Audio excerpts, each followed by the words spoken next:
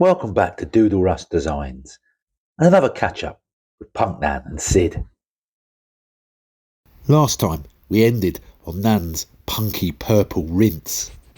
And today I'll finish adding colour to this scene and tell you more about Nan's story.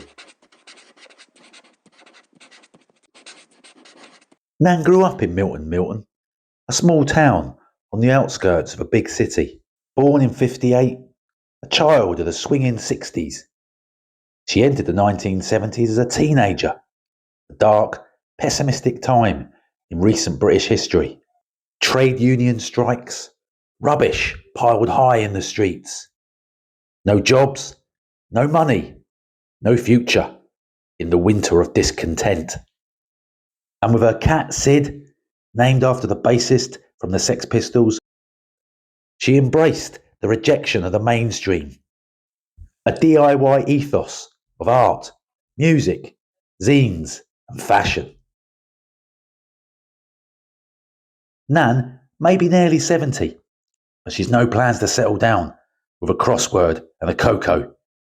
An OAP with attitude and the tattoos to prove it. Never mind the B. Here's Punk